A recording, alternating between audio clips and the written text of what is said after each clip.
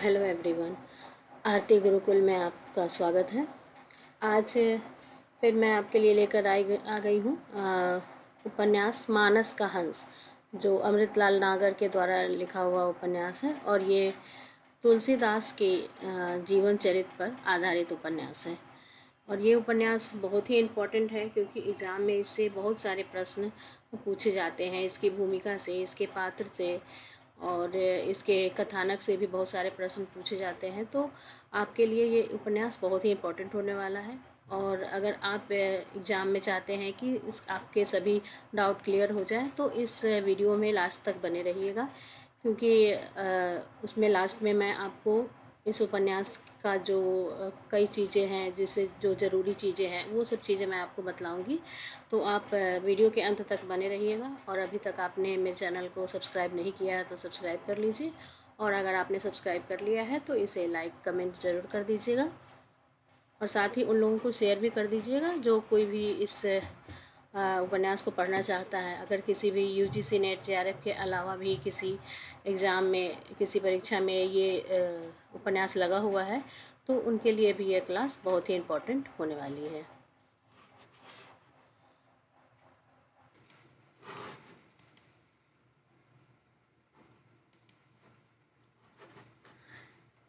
ये मानस का हंस उपन्यास है। इसका प्रकाशन वर्ष जो है वो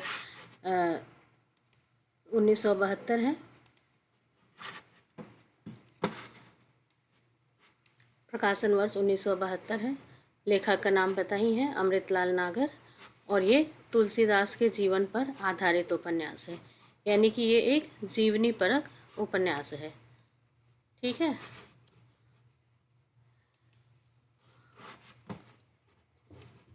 भक्ति काल के लगभग सभी महत्वपूर्ण कवियों के जीवन के विषय में प्रामाणिक जानकारियों का अभाव है। ऐसे में इस उपन्यास के लेखक ने उपलब्ध जानकारियों तथा कदाचित अपनी कल्पना का मिश्रण तुलसी के जीवन का चित्रण किया है।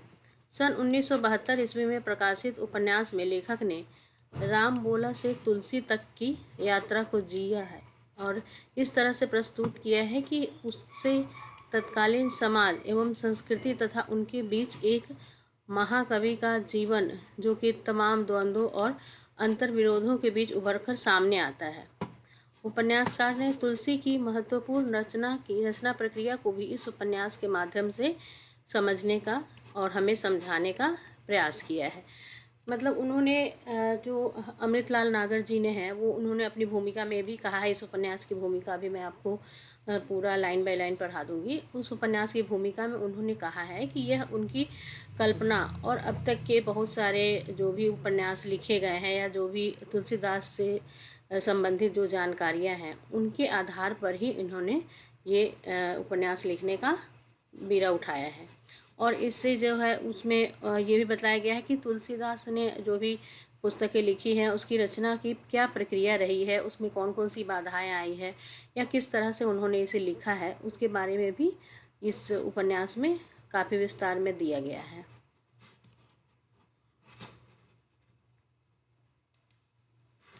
इसके मुख्य पात्र जो हैं वो सबसे पहले तुलसीदास है, जो केंद्रीय पात्र है, और बचपन का नाम इनका राम बोला था, क्योंकि इन्होंने, ऐसा माना जाता है कि इनके जन्म के बाद ही इन्होंने तुरंत अपने मुंह से पहला शब्द राम निकाला था, तो इसीलिए इनका नाम राम बोला हो गया था। तुलसी को जन्म देने वाली माँ का नाम था। पार्वती तुलसी का लालन पालन करने वाली महिला का नाम तुलसी था। नरहरि बाबा तुलसी के गुरु और अभिभावक थे। मोहिनी एक वृद्ध कोतवाल की बेटी जिस पर तुलसी आसक्त थे। रत्नावली पंडित दीनबंधु पाठक की पुत्री और तुलसीदास की पत्नी थी। शेष सनातन ये तुलसीदास के गुरु थे।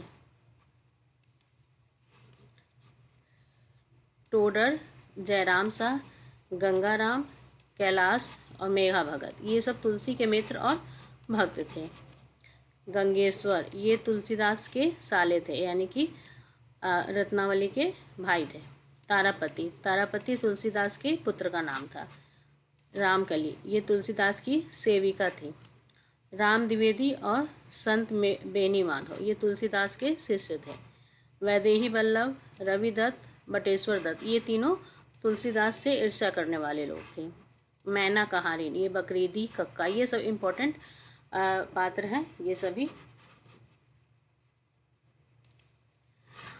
ये गौण पात्र, गौण पात्र में इसमें है सबसे पहले नंददास, दीनबंधु पाठक, हुमायूं, अकबर, जहांगीर, शेरशाह, हेमचंद्र, रहीम, आत्माराम, मधुसूदन, सरस्वती, मुनिया, गेंदिया, छबीली, चम्मो, सहुआइन, राजकुंवरी, खतरानी, रामू, रामू की सास, आई, गुरुपत्नी, श्यामा की बुआ, मोहिनी, मोहिनी की अम्मा, गंगेश्वर की पत्नी, राजा भगत, रामदत्त, शिवदीन, सुदर्शन, अहमद खां, अब्दुल्ला बेग, आगनूर,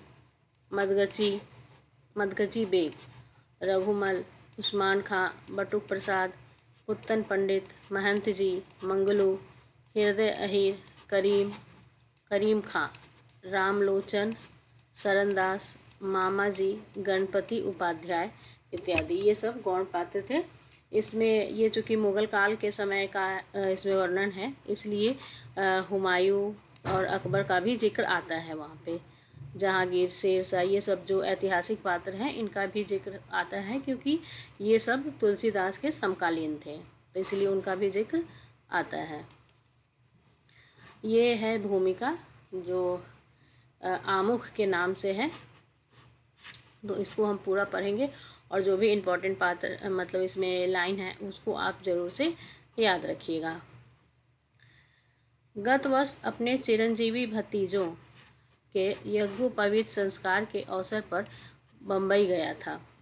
वहीं एक दिन अपने परम मित्र फिल्म निर्माता निर्देशक स्वर्गीय महेश कौल के साथ बातें करते हुए सहसा इस उपन्यास को लिखने का संकल्प मेरे मन में जागा। मतलब ये अमृतलाल नागर स्वयं इसको लिखते हैं आमुख में। तो देखिए यहाँ पे निर्माता निर्देशक के नाम के आगे वो स्वर्गीय लगाते हैं, यानी कि जिस समय ये लिखा गया था उस समय उनकी मृत्यु हो चुकी थी।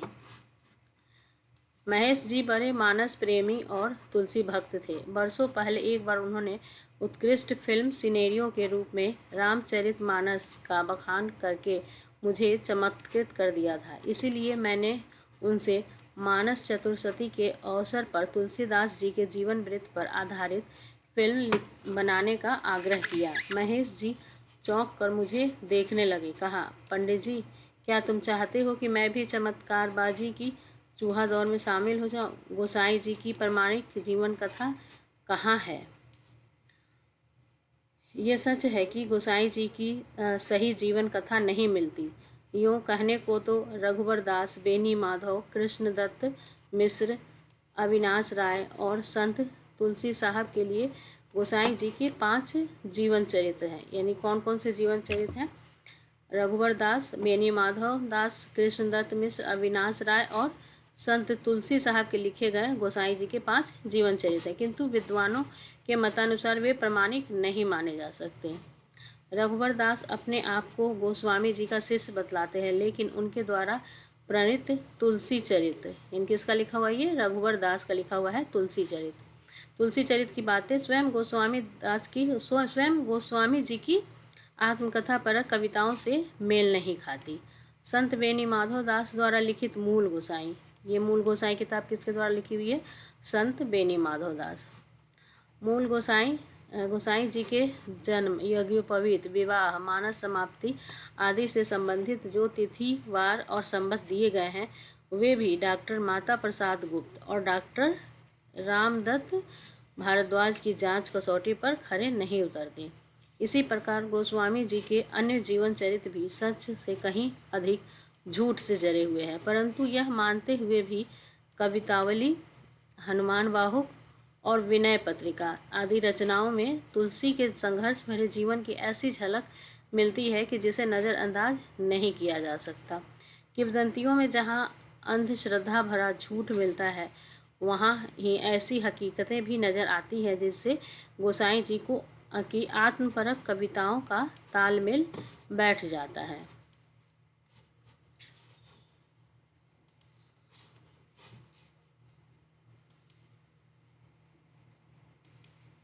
ये है।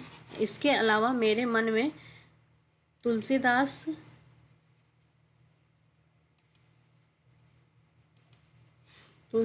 जी का ड्रामा प्रोड्यूसर और कथावाचक वाला रूप भी था, जिसके कारण मैं मित्रवर महेश जी की बात के विरोध में चमत्कारी तुलसी से अधिक यथार्थवादी तुलसी की वकालत करने लगा। लगभग 5 वर्ष पहले एक दिन बनारस में मित्र मंडली में गोसाई जी द्वारा आरंभ की गई रामलीला से संबंधित बातें सुनते सुनते एकाएक मेरे मन में प्रश्न उठा कि तुलसी बाबा ने किसी एक स्थान को अपनी रामलीला के लिए न चुनकर पूरे नगर में उसका जाल क्यों फैलाया।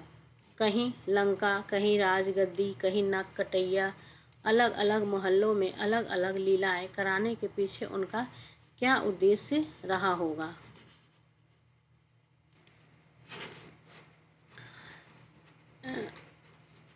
देखिए, ऐसा माना जाता है कि तुलसीदास ने ही रामायण को यानी कि राम जी के जीवन चरित्र को नाटक के रूप में ढालने का काम किया था। उन्होंने ही जगह जगह अखाड़े बनवाए। ये इस उपन्यास में भी लिखा है और ऐसा कई जगह वर्णित भी है कि उन्होंने जगह जगह अखाड़े बनवाए और उसमें लोगों को प्रेरित किया कि वो राम जी से जुड़े हुए, रामायण से जुड़े हुए सभी पात्रों के किरदार को अदा करें। तो शौकिया तौर से राम रंगमंच के प्रति कभी मुझे भी सक्रिय लगाव रहा है। एक पूरे शहर को रंगमंच बना देने का ख्याल अपने आप में ही बड़ा शानदार लगा, लेकिन मेरा मन यह मानने को तनिक भी तैयार नहीं होता था कि तुलसीदास जी ने प्रयोग के लिए प्रयोग वाले सिद्धांत के अनुसार ऐसा किया होगा। खैर, तभी यह भी जाना कि रामलीला कराने से पहले गोसाई जी ने बनारस में नाग नथैया लीला, प्रहलाद लीला और ध्रुव लीलाएं भी कराई थी। ये तीनों इम्पॉर्टेंट है। ये कहा जा सकता है कि रामलीला के अलावा गोसाई जी ने बनारस में और कौन कौन सी लीलाएं कराई थी, तो ये आपको याद रखने योग्य है। नाग नथैया लीला, प्रहलाद लीला और ध्रुव लीलाएं। इसमें ध्रुव लीला को छोड़कर बाकी लीलाएं आज तक बराबर होती है। यह तीनों लीलाएं किशोरों और नवयुवकों से संबंधित है। ये तीनों लीलाएं किससे संबंधित है? किशोरों और नवयुवकों से। यह बात भी उसी समय ध्यान में आई थी। अपने प्रिय बंधु अशोक जी, जो इन दिनों लखनऊ से प्रकाशित होने वाले दैनिक समाचार पत्र स्वतंत्र भारत के संपादक हैं, से एक बार प्रसंगवश यह जानकारी मिली कि बनारस की रामलीला में केवट, अहिर, ठठेरे, ब्राह्मण, क्षत्रिय आदि सभी जातियों के लोग अभिनय करते हैं। काशी में अनेक हनुमान मंदिरों के अलावा जनश्रुतियों के अनुसार कसरत कुश्ती के अखाड़ों में भी बाबा की प्रेरणा से ही हनुमान जी की मूर्तियां प्रतिष्ठापित करने का चलन चला। मुझे लगा कि तुलसी और तुलसी के राम आचार्य रामचंद्र शुक्ल के सुझाए शब्द के अनुसार निश्चय ही लोकधर्मी थे। सिया राममय जग की सेवा करने के लिए गोस्वामी तुलसीदास संगठनकर्ता भी हो सकते थे। रूढ़िपंथियों से तीव्र विरोध पाकर यदि ईसा आर्त जन समुदाय को संगठित करके अपने हक की आवाज़ बुलंद कर सकते, तो तुलसी ही कर सकता था। समाज संगठनकर्ता की हैसियत से सभी को कुछ न कुछ व्यवहारिक समझौते भी करने पड़ते हैं। तुलसी और हमारे समय में गांधी जी ने भी वर्णाश्रमियों के कुछ समझौते किए, पर उनके बावजूद इनका जनवादी दृष्टिकोण स्पष्ट है। तुलसी ने वर्णाश्रम धर्म का पोषण भले किया हो, पर संस्कारहीन कुकर्मी ब्राह्मण, क्षत्रिय आदि को लताड़ने में भी वे किसी से पीछे नहीं रहे। तुलसी का जीवन संघर्ष, विद्रोह और समर्पण भरा है। इस दृष्टि से वह अब भी प्रेरणादायक है। महेश जी की बात के उत्तर में यह तमाम बातें उस समय कुछ यूं संवर के उतरी कि खुद मेरा भी मन उपन्यास लिखने के लिए प्रेरित हो उठा। महेश जी वो भी ऐसे जोश में आ गए कि अपनी लाट साहबी अदा में मुझे 2 महीनों में फिल्म स्क्रिप्ट लिख डालने का हुक्म फरमा दिया। मैंने कहा, पहले उपन्यास लिखूंगा, तब तक तुम अपने हाथ लगी पिक्चर अग्निरेखा पूरी करो। किंतु नियति ने महेश जी को अग्निरेखा लांघने न दी। गत 2 जुलाई को उनका देहावसान हो गया। किताब के प्रकाशन के अवसर पर महेश कौल का न रहना कितना खल रहा है, यह शब्दों में व्यक्त नहीं कर पाता। इस उपन्यास को लिखने से पहले मैंने कवितावली, विनय पत्रिका को खास तौर से पढ़ा। विनय पत्रिका में तुलसी के अंतःसंघर्ष के ऐसे अनमोल क्षण संजोए हैं कि उसके अनुसार ही तुलसी के मनोव्यक्तित्व का ढांचा खड़ा करना मुझे श्रेयस्कर लगा। रामचरितमानस की पृष्ठभूमि में मानसकार की मनोहर छवि निहारने में मुझे पत्रिका के तुलसी ही से सहायता मिली। कवितावली और हनुमान बाहुक में खास तौर से और दोहावली तथा गीतावली में कहीं कहीं तुलसी की जीवन झांकी मिलती है। मैंने गोसाई जी से संबंधित अगणित किंवदंतियों में से केवल उन्हीं को अपने उपन्यास के लिए स्वीकारा जो इस मानसिक ढांचे पर चढ़ सकती थी। ये आपको ये जो पॉइंट है, ये पॉइंट पूरा याद रखने के लिए बहुत इम्पोर्टेंट है, क्योंकि ये देखिए इसमें ये लिखा गया है कि लेखक ने तुलसीदास की किन किन रचनाओं को पढ़ा। तो तुलसीदास की जो जो रचनाएं हैं उसमें से किन किन को पढ़ा, इस यहाँ पे ये लिखा हुआ कि उन्होंने कवितावली, विनय पत्रिका और उसके अलावा रामचरितमानस की पृष्ठभूमि, कवितावली, हनुमान बाहुक, दोहावली, गीतावली, ये सारी रचनाओं को उन्होंने पढ़ा है। तो इसको आप याद रख लीजिएगा। तुलसी के जन्म स्थान तथा सूकर खेत बनाम सोरो विवाद में दखल अंदाजी करने की नीयत न रखते हुए भी किस्सागो की हैसियत से मुझे इन बातों के संबंध में अपने मन का ऊंट किसी करवट बैठाना ही था। चूँकि स्वर्गीय माता प्रसाद गुप्त और राजा उदय भानु सिंह के तर्कों से प्रभावित हुआ, इसीलिए मैंने राजापुर को ही जन्म स्थान के रूप में चित्रित किया है। मतलब वो लेखक कहते हैं कि उन्होंने सिर्फ उन्हीं किंवदंतियों यानी कि जो भी कहावतें हैं, जो उनके बारे में जो भी बातें कही गई हैं, उसमें से भी उन्होंने सिर्फ उन्हीं को माना है जो उन्हें उचित लगा है। उपन्यास में एक जगह मैंने नवयुवक तुलसी और काशी की एक वेश्या का असफल प्रेम चित्रित किया। यह प्रसंग शायद किसी तुलसी भक्त को चिढ़ा सकता है, लेकिन ऐसा करना मेरा उद्देश्य नहीं है।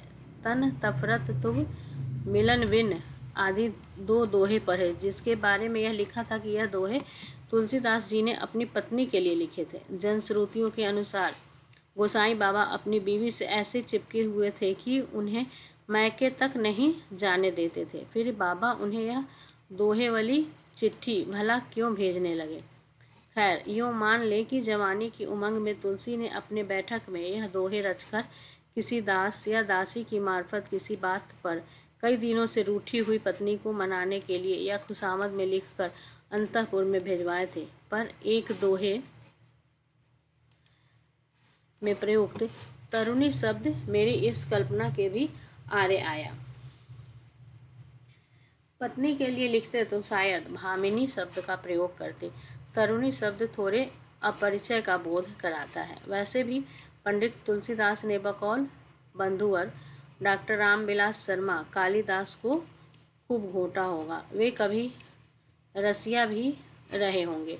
विनय पत्रिका में वे अपनी मदन बाई खूब जूझे हैं। कलयुग में के रूप में उन्हें पद और पैसे का लोभ तो सता ही नहीं सकता, सताया होगा तो काम वृत्ति ने। मुझे लगता है कि तुलसी ने काम ही से जूझ जूझ कर राम बनाया है। मृगनयनी के नयन सर को असलागी न जाही उक्ति भी गवाही देती है कि नौजवानी में वे किसी के तीरे नीम कस से बिंधे होंगे। नासमझ जवानी में काशी निवासी विद्यार्थी तुलसी का किसी ऐसे दौर से गुजरना अनहोनी बात नहीं है। यह उपन्यास 4 जून 1971 को तुलसी स्मारक भवन अयोध्या में लिखना आरंभ करके 23 मार्च 72 को रामनवमी के दिन लखनऊ में पूरा किया गया। ये पूरा पैराग्राफ इम्पोर्टेंट है। कब से इसका जो उपन्यास का लिखना कब से प्रारंभ किया उन्होंने, अमृतलाल नागर ने 4 जून सन 1971 में लिखना प्रारंभ किया। कहाँ पे? तुलसी स्मारक भवन अयोध्या में। और 23 मार्च 72 उस समय रामनवमी का दिन था और लखनऊ में इसका समापन किया। चिरंजीवी भगवंत प्रसाद पांडे ने मेरे लिपिक का काम किया।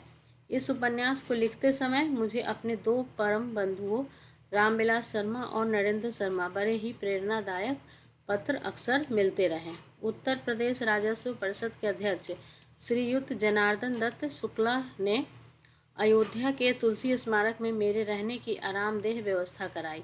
बंधुवर ज्ञानचंद जैन सदा की भांति इस बार भी पुस्तकालयों से आवश्यक पुस्तकें लाकर मुझे देते रहे।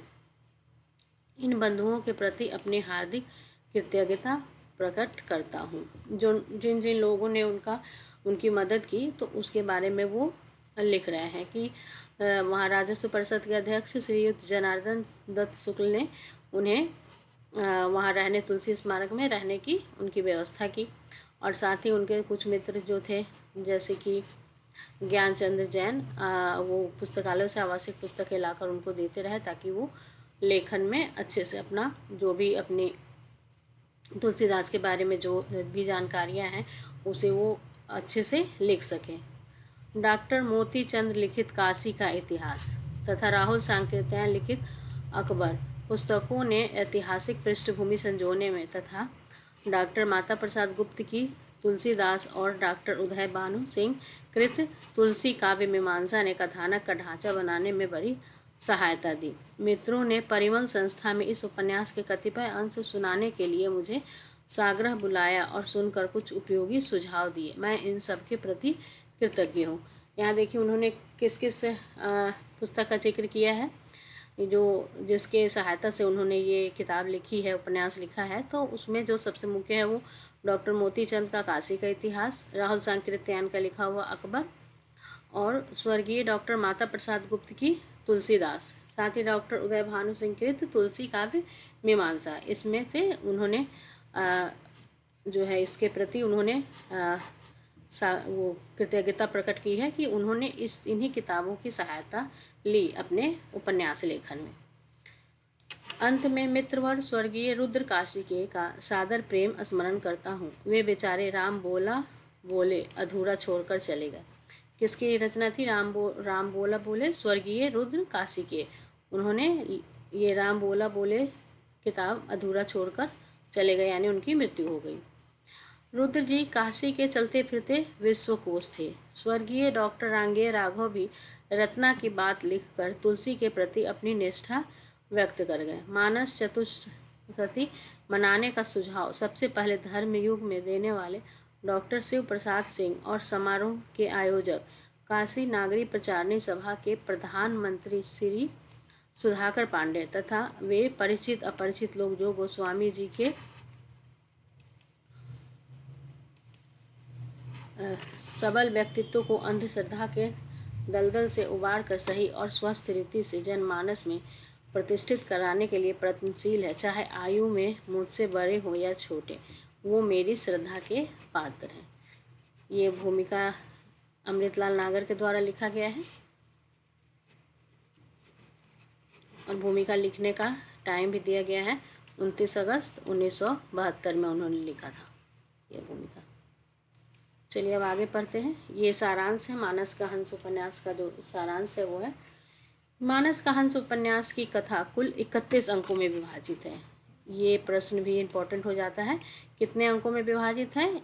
31 अंकों में विभाजित है। ये कथा का आरंभ मुगलों द्वारा की जा रही लूटपाट से होता है, जहां बांदा जिले के विक्रमपुर गांव में तुलसीदास का जन्म 1589 विक्रम संवत 1532 ईस्वी में होता है, यानी कि विक्रम संवत 1589 और ईस्वी सन 1532।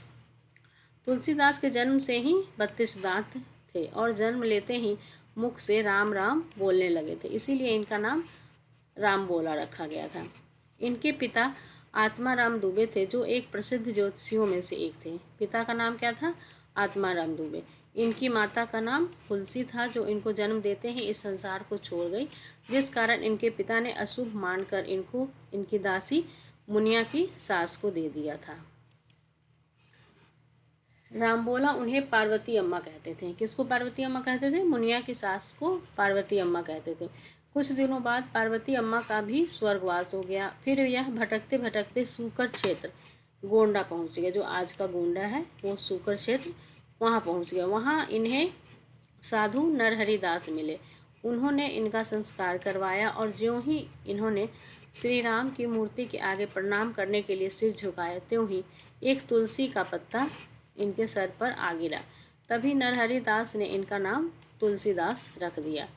फिर तुलसीदास काशी चले गए, जहाँ उन्होंने शेष सनातन नामक विद्वान से शिक्षा प्राप्त की और वहीं इन्होंने हनुमान चालीसा की रचना की। कहाँ पे रचना की हनुमान चालीसा की?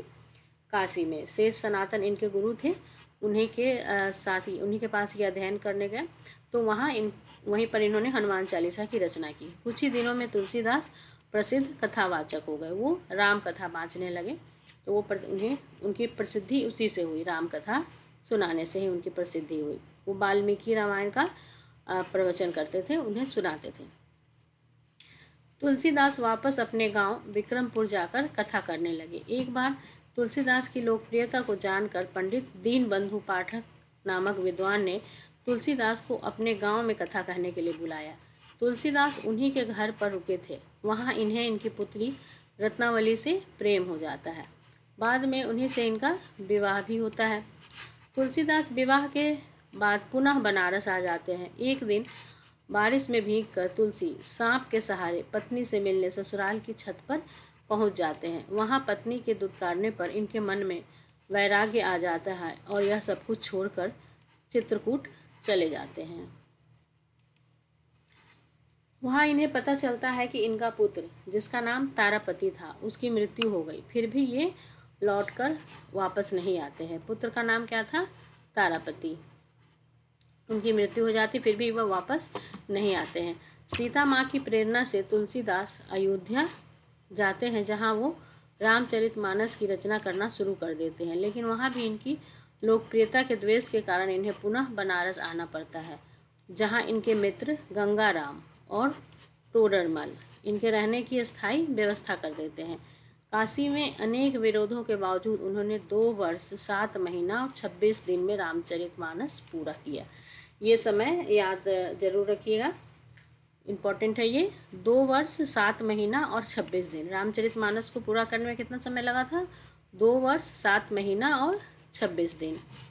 तभी उनके मित्र रहीम उनसे राजाश्रय ग्रहण करने की बात करते हैं, लेकिन तुलसीदास अस्वीकार कर देते हैं। यानी कि राज दरबारी कवि बनने को कहते हैं, तो उन्हें वह अस्वीकार कर देते हैं।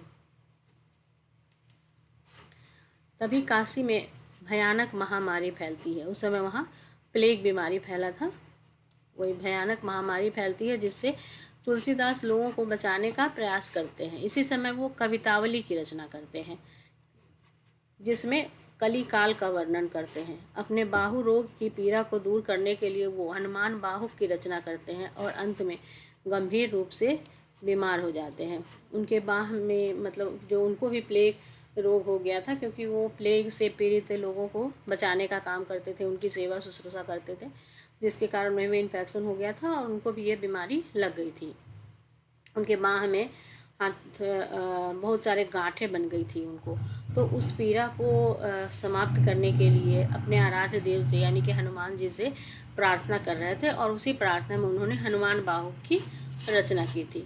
अंत में वो गंभीर रूप से बीमार हो जाते हैं। उनका शरीर अनेक व्याधियों से ग्रस्त होता जा रहा था। शरीर में जब तब निकलने वाली गिल्टियों से वे उन्हें असह्य पीड़ा होती थी। उनका शरीर अब साथ नहीं दे रहा था। वे रामू और बेनी माधव दास के साथ राजापुर आते हैं, जहाँ उनकी पत्नी रत्नावली अंतिम सांसें गिन रही थी। वे रत्नावली को मुक्ति दिलाकर कुछ दिन वहीं उसी घर में रहते हैं। वे अनेक स्मृतियों में डूबते उतराते हैं। यानी अपने अंतिम समय में वो कहाँ रहते हैं? रत्नावली के पास राजापुर में।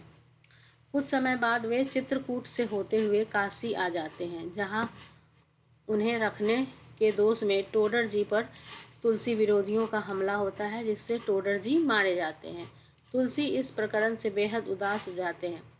जीवन भर तुलसीदास को यह मलाल रहा कि उन्हें हनुमान, सीता, राम, भरत सब दिख जाते हैं, परंतु राम उन्हें दर्शन नहीं देते। एक दिन उन्हें उनके आराध्य देव राम दर्शन देते हैं और भेंट स्वरूप चढ़ाई गई विनय पत्रिका को स्वीकार कर लेते हैं। श्रावण मास की कृष्ण तृतीया को तुलसी इस संसार से विदा लेते हैं और उनके कवि मित्र कैलाश एक दोहा पढ़ते हैं। राम नाम जस बरनी के, भयो चहत अब मौन, तुलसी के मुख दीजिए अबहि तुलसी सोन। और अपने शिष्यों समेत शिष्यों राम बेनी माधव दास कैलाश आदि के बीच 1680 विक्रम संवत और 1623 ईस्वी को वो सदा सदा के लिए राम में विलीन हो जाते हैं, यानी उनकी मृत्यु हो जाती है।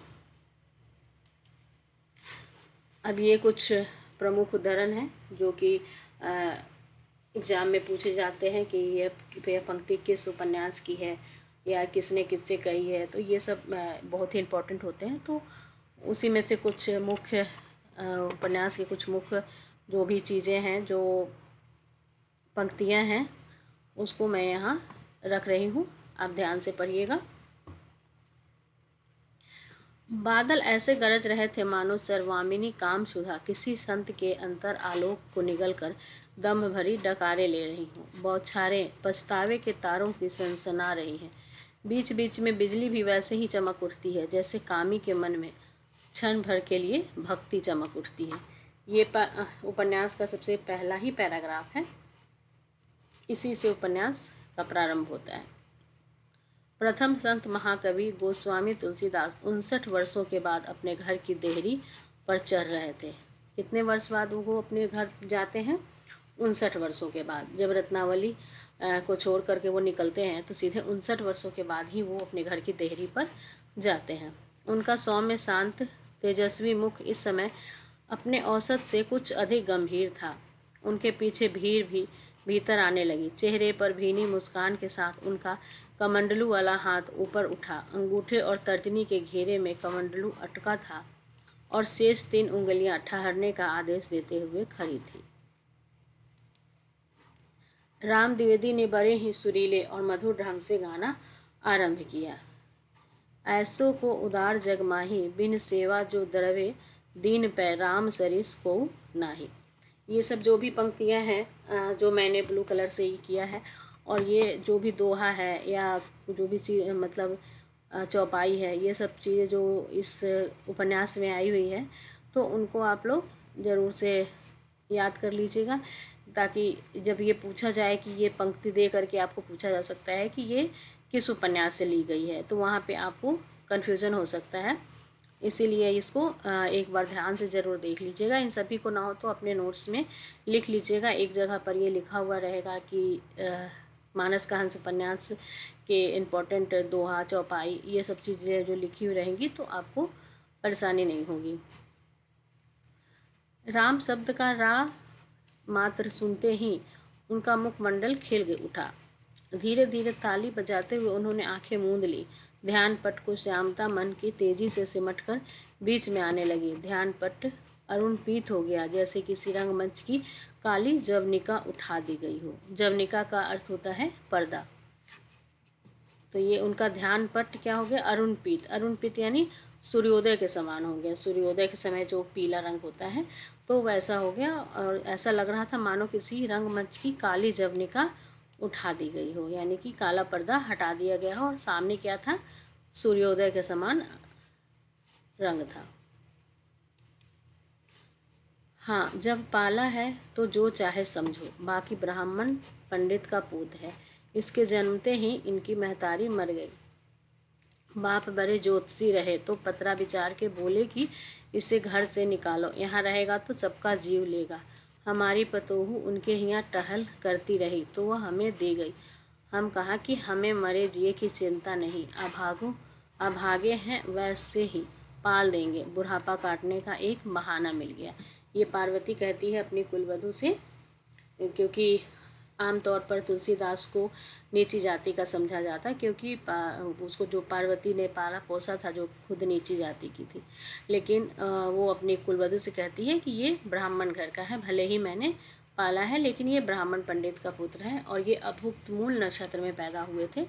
और इनके पिता जो है आत्माराम दुबे, वो एक बहुत बड़े ज्योतिषी थे, तो उन्होंने ही ये कहा कि ये बालक जो है वो एक तरह से अच्छे नक्षत्र में पैदा नहीं हुआ है, तो इसीलिए इसे घर से निकाल देना ही सही रहेगा, नहीं तो यह हम सब की मौत का कारण बनेगा। और ये हुआ भी कि उनके जन्म लेते ही उनकी माता का देहांत हो गया। तो इसीलिए उन्होंने इसे बिना इनकी शक्ल देखे ही आत्माराम जी ने अपनी नौकरानी को दे दिया था। हम छोटे से रहे तो हमारा सिर बहुत पिराता था, पार्वती अम्मा ऐसे ही दबाती थी। वह अमृत रस आज फिर पाया। राम तुम्हारा भला करे। हमारी पार्वती अम्मा साक्षात पार्वती जी रही, उनकी बड़ी याद आती है। ये बाबा मतलब तुलसीदास कहते हैं राजा भगत से। गंगा और अस्सी के संगम पर घाट के ऊपर एक पक्की इमारत बनी थी। उसके पहले एक अखाड़ा भी था, जिसके ऊपर छप्पर छाया हुआ था और कई बालक, युवक और प्रौढ़ लोग वहां दंड बैठक लगाते थे, मुग्ध घुमाते थे अथवा मालिश करवाते या फिर अखाड़े में कुश्ती लड़ते दिखाई पड़ जाते थे। घाट पर भी थोड़ी बहुत भीड़ भाड़ थी। वह अपनी चटाई पर बिछी हुई कथरी पर बैठ गया, मिट्टी की और सरकंडे की कलम सामने रख ली, कागज उठा लिया और लिखना आरंभ किया। जय हनुमान ज्ञान गुण सागर, जय कपीस तिहु लोक उजागर। मतलब उन्होंने जो ये हनुमान चालीसा जब जो लिखना प्रारंभ किया तो उसके पीछे की कथा भी इसमें कही है। इन्होंने अमृतलाल नागर जी ने बताई है, तो ये उसके पीछे की कथा बता रहे हैं। रात्रि तक हनुमान चालीसा पूरी की। तुलसी ने अपने अब तक के जीवन में यह पहला लंबा काव्य रचा था। वह बड़ा ही मगन था। जोश में आकर उसने 2-3 बार अपने चालीसा काव्य को 2-1 जगह संशोधन भी किए। फिर ऐसे सुख से टांगे पसार कर सोया मानो उसने कोई भारी दिग्विजय कर ली हो। ये तुलसीदास ने लिखा था और ये उपन्यास में वर्णित है कि तुलसीदास को भी स्वयं उनको अंदर से बहुत ही डर लगता रहता था। हमेशा वो कहीं आने जाने में, रात्रि में कहीं जाने में उनको डर लगता था। तो उनके जो सहपाठी थे वो उनका मजाक उड़ाते थे। और एक दिन उन्होंने कहा था एक जगह अस्सी घाट पर आने के लिए, अकेले में रात को मंदिर का घंटा बजाने के लिए कहा था। तो इसी डर से उन्होंने अपने आराध्य हनुमान जी को याद किया और हनुमान चालीसा की रचना की। और हनुमान चालीसा की रचना करने के बाद वो देखिए यहाँ पे लिखा है कि उन्होंने वो ऐसे सुख से टांगे पसार कर सोए, मतलब बिना डर के। वो इसीलिए आज भी ये कहा जाता है कि जब भी आपको डर लगे तो हनुमान चालीसा का पाठ करना चाहिए। विवेकी तुलसी समझता है कि वह कोतवाल की चहेती है। उससे आंख लड़ाओगे तो कोड़े बरसेंगे कोड़े। दुनिया तब तेरे मुंह पर थूकेगी, तेरी सारी धोखाधड़ी लोक उजागर हो जाएगी। यह सुनकर विरही तुलसी का विद्रोह ठठक गया। लोहे की मोटी सांकल में फंसे हुए पैर वाला जंगली गजराज बरगद के मोटे बंधी हुई अपनी जंजीर को तोड़ने के लिए रात भर मचलता रहा। अब कल से वहां नहीं जाऊंगा, नहीं जाऊंगा। ये मोहिनी से मिलने जाने के लिए जो उन्होंने न जाने के लिए जो उन्होंने प्रयत्न किए हैं, उसका यहाँ पे वर्णन है। वाल्मीकि रामायण का कथा का श्री गणेश हुआ। तुलसीदास जी का कथा कहने का ढंग ही निराला था। वे पंडित समाज को अपनी विद्या और जनसाधारण को अपने भक्ति रस के चमत्कार से एक सा बांधते थे। बीच बीच में अपनी रची हुई भाषा की कविताएं भी पढ़ने लगते तो सभा में समा सा बंध जाता। भाषा में चमत्कार, कंठ मधुर और सुरीला तथा इसके ऊपर सोने में सुहागे जैसा उनका सुंदर रूप और बलिष्ठ काया भी देखने वालों पर अपना प्रभाव छोड़े बिना नहीं रहती थी। यूँ भी तुलसीदास आज कुछ अधिक ही उमंग में थे। अपनी भावुकता में यह मानते थे कि पाठक जी को सुना करके मानो वे अपने पिताजी को ही रामायण सुना रहे हों। वे अपनी कथा वाचन कला का सारा निखार मानो आज ही दर्शा देना चाहते थे। तन्मय होकर उन्होंने कथा बाँची कि निर्धारित पाठ पूरा होने पर अपनी वाणी के मौन से स्वयं ही सन्नाटे में आ गए।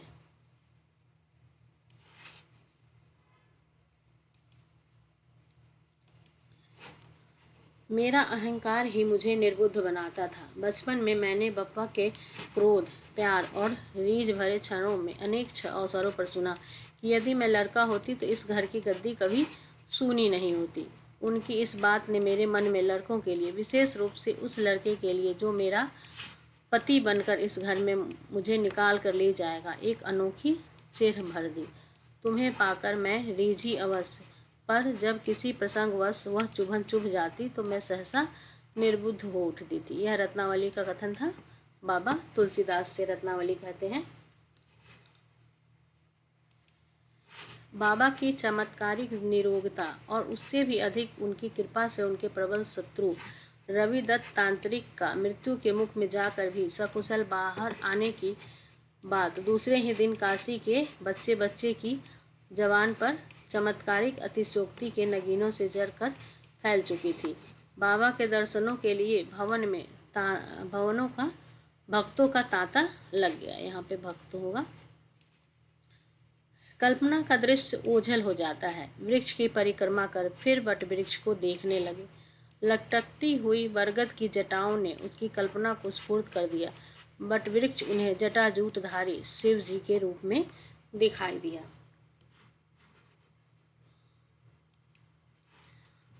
ये भी बहुत ही इम्पोर्टेंट ये पंक्ति है, तो इसको ध्यान से देख लीजिएगा।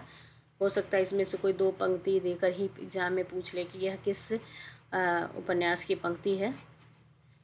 मरकत बरन परन फलमानिक से लसय जटाजुट जनु रुखवेश हरू है। सुषमा को ढेर कैंधो सुकृत सुमेरु कैंधो।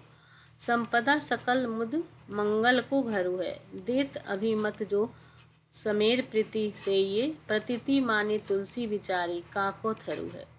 सुर सरी निकट सुहावनी अवनी सो है। राम रमनी को बटु कली काम तरु है।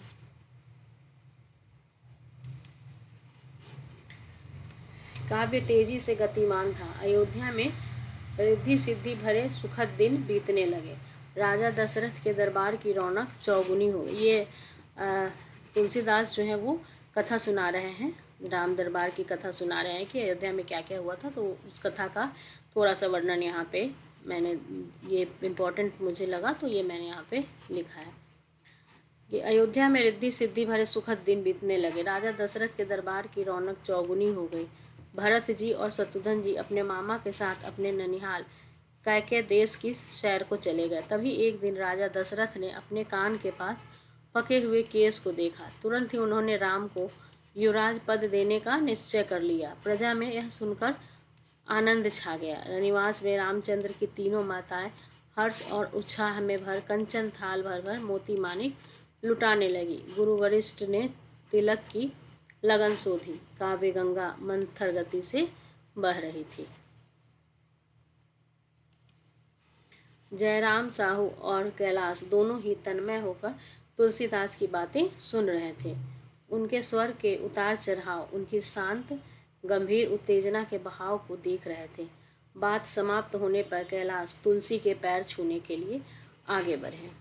अरे ये क्या करते हो जी, के उत्तर में तुलसी के हाथों से अपना हाथ चुराकर पैर छूने का हठ ठानते हुए श्रद्धा विगलित स्वर में कहा, तुम हमारे मित्र भले हो पर तुम सचमुच महान आत्मा हो।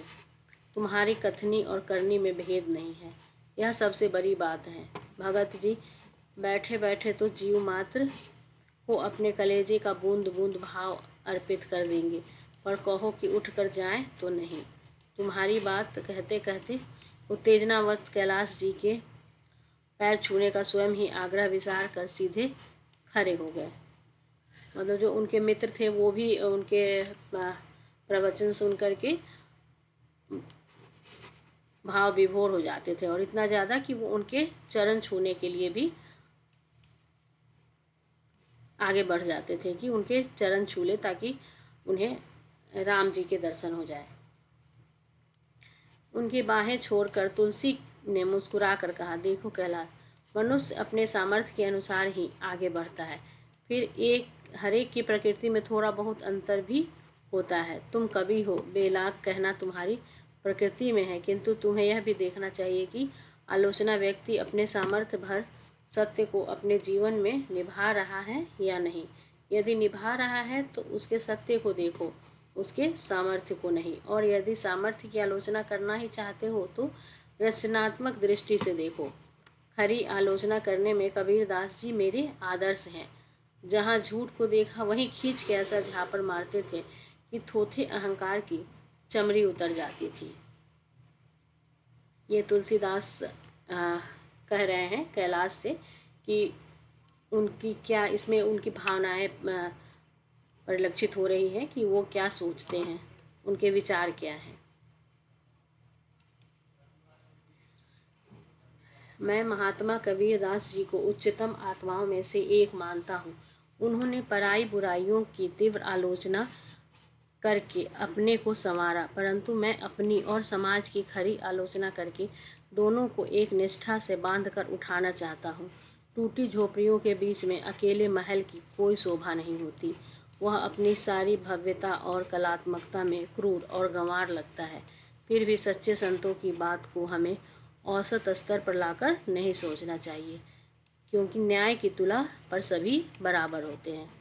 यहाँ पर तुलसीदास कहते हैं कि वो कबीर के जो विचार थे उससे वो प्रभावित है।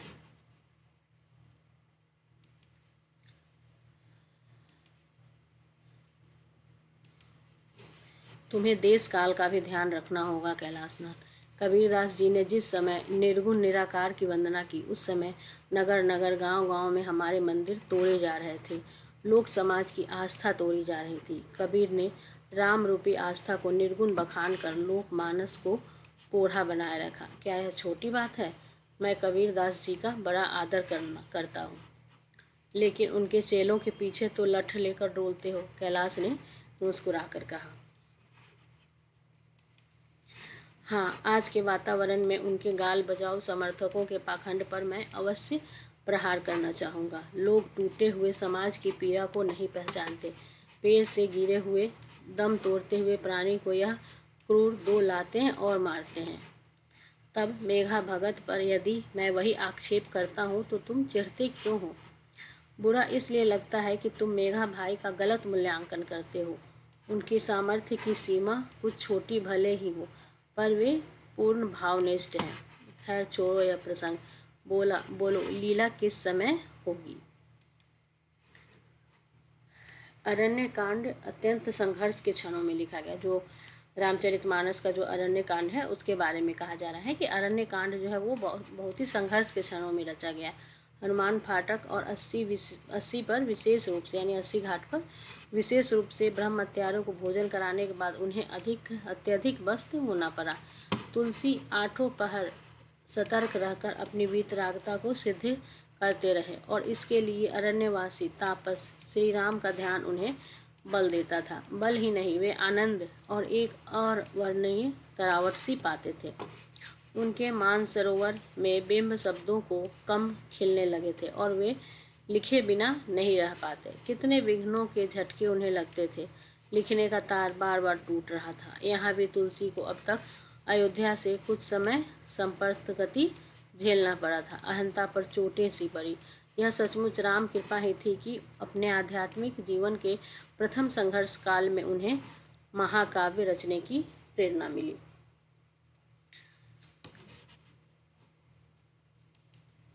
जानते हो, रामचरितमानस लिखते समय मुझे बार बार यही विश्वास होता था कि जिस महाकाव्य को स्वप्न में जगदम्बा, जानकी, कपीस और कवीश्वर की आज्ञा पाकर रच रहा हूँ, उसके पूरा होते ही जब मुझे अवश्य ही प्रत्यक्ष दर्शन देंगे। मुझे प्रत्यक्ष दर्शन मिले, किन जन जन के रूप में। यूँ रामचरितमानस रचकर मेरे घट घट व्यापी राम मुझे निश्चय ही मिल गए। मैंने उन्हें निराकार साकार रूप में बहुत सीमा तक पहचान लिया। इसको पूर्ण रूप से देखने की लालसा यूँ मुझ में अब भी शेष है। कदाचित अंतिम सांसें के साथ ही पूरी की न हो। नहीं, राम कृपा से होगी। इस कली काल में तुलसी जैसी लगन से प्रीति निभाने वाले अधिक नहीं हैं। मेरे साहब अब मुझे नवाजेंगे। ये तुलसीदास ऐसा कहते हैं कि उन्हें स्वप्न में जगदम्बा, जानकी और भी कई लोग उन्हें स्वप्न में दर्शन देते थे। यहाँ तक कि हनुमान जी, लक्ष्मण जी, भरत जी सब उन्हें दर्शन देते थे, लेकिन उन्हें राम के दर्शन नहीं होते थे। तो इसीलिए उन्हें ऐसा लगता था कि जरूर रामचरितमानस के प्रारंभ अंत होने के बाद उन्हें जरूर अपने आराध्य देव राम के दर्शन होंगे, और इसका इन्हें पूरा विश्वास था। विश्वनाथ जी का मंदिर उन दिनों निर्माणाधीन था। जो बनारस का विश्वनाथ मंदिर है उसके बारे में ये बोल रहे हैं कि विश्वनाथ जी का मंदिर उन दिनों निर्माणाधीन था, यानी बन रहा था। उसके पास ही यह पंडित सभा जुड़ी।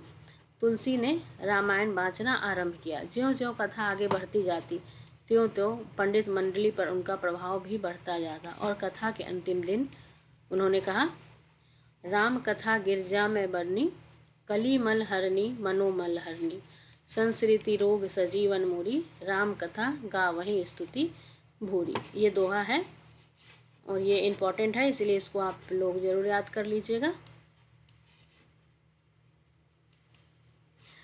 कथा समाप्त हुई। मधुसूदन जी सरस्वती भी कुछ देर तक मुंदे आनंद मग्न बैठे रहे।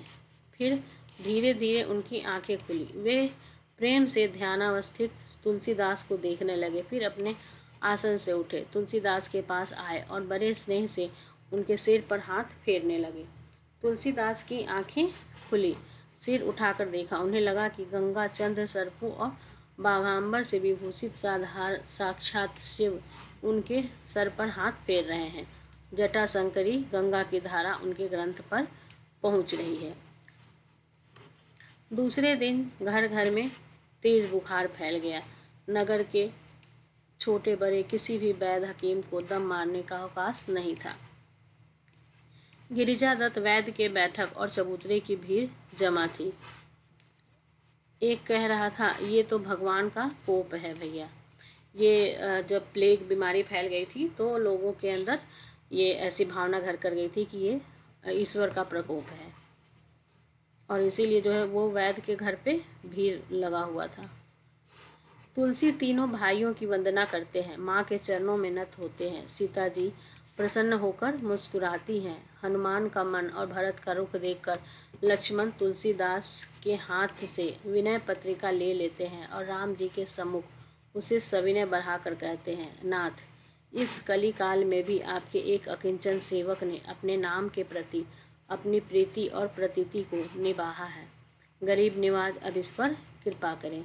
ये उनको तुलसीदास को अपने अंतिम क्षणों में राम दरबार के दर्शन होते हैं और उनके आराध्य उनको दर्शन देते हैं और पूरा राम दरबार उनके सामने होता है। भगवान रामचंद्र विनीत भाव से हाथ बांधे खड़े हैं और तुलसीदास को बड़े स्नेह से देखकर कहते हैं, हाँ, मेरे भी ध्यान में यह बात आई है। यह कहकर राम जी हाथ बढ़ाते हैं। लक्ष्मण जी उन्हें कलम दबा देते हैं और राम जी अपने हाथ से कलम लेकर तुलसीदास की विनय पत्रिका पर हस्ताक्षर कर देते हैं। और ऐसा माना जाता है कि आज भी जो विनय पत्रिका की मूल कृति है उस पर श्री राम के दस्तखत हैं। रामू ने जल्दी जल्दी धरती पर कोने में पहले से रखा हुआ गोबर उठाकर लीपा। गोस्वामी जी धरती पर ले लिए गए। तुलसी दल, सोना और गंगा जल उनके घर घर आते कंठ में डाला गया। सब लोग मौन होकर उन्हीं की ओर दृष्टि लगाए बैठे थे। गले की घरघराहट में भी मानो राम शब्द ही गूंज रहा था। आंखें एकाएक खुल गईं। सबके चेहरों को देखा। दीवार पर अंकित हनुमान और सिया राम के चित्रों की ओर देखा। देखते ही रह गए। बाहर ऐसी बिजली चमकी कि उसकी कौंध भीतर तक आ पहुंची। पानी जोर से बरस रहा था। सबकी आंखें भी वैसे ही बरसा रही थी। और ये उपन्यास का ये अंतिम पैराग्राफ है। इसमें अंत में ये श्री राम नवमी गुरुवार 23 मार्च 1972 रात्रि 9:34 लिखा हुआ है। ये इस समय उपन्यास का अंत होता है। मतलब इस मानस के हंस उपन्यास का अंत अमृतलाल नागर जी करते हैं और उन्होंने ये दिन तारीख यहाँ पे नोट किया है, तो ये इम्पोर्टेंट हो जाता है। और इस तरह से ये उपन्यास जो है वो समाप्त होता है। तो अगर आपको मेरा ये उपन्यास पसंद आया हो तो आप प्लीज़ लाइक, कमेंट और सब्सक्राइब ज़रूर कीजिएगा। और साथ ही मेरे चैनल पर जा कर के आप ये प्लेलिस्ट जो है उसको, जो उपन्यास यूनिट 6 का प्लेलिस्ट है उसको आप सेव कर लीजिए। और उसमें मैंने अब तक जो भी उपन्यास पढ़ाए हैं उसको ध्यान से पढ़िए, क्योंकि वो सारे उपन्यास बहुत ही इम्पोर्टेंट हैं। और मैंने 2 MCQ भी कराए हैं, तो उससे आपका मार्क टेस्ट भी हो जाएगा अच्छा खासा। और आगे भी मैं मानस का हंस पढ़ाने के बाद कोशिश करूँगी कि एक और जो है MCQ का एक और क्लास लेकर के आऊँ। तो उसके लिए आप लोग तैयार रहिएगा और आप सारे उपन्यास को ज़रूर से पढ़ लीजिएगा। और आपको अगर मेरी ये वीडियो पसंद आई हो तो प्लीज़ लाइक, कमेंट और सब्सक्राइब कर दीजिएगा। और साथ ही इस चैनल को सब्सक्राइब भी कर लीजिएगा ताकि आगे भी आपको नोटिफिकेशन आते रहे। बेल आइकन को प्रेस कर लीजिएगा। और अगर आपको PDF चाहिए तो उसके लिए मेरा टेलीग्राम चैनल ज्वाइन कीजिएगा। डिस्क्रिप्शन में टेलीग्राम चैनल का लिंक मैंने दे रखा है, वहाँ से आप मेरा टेलीग्राम चैनल ज्वाइन कर सकते हैं। वहाँ पे मैं इन सभी जो भी कुछ मैं पढ़ाती हूँ उन सब का जो PDF होता है वो मैं वहाँ अपलोड कर देती हूँ। ठीक है, धन्यवाद।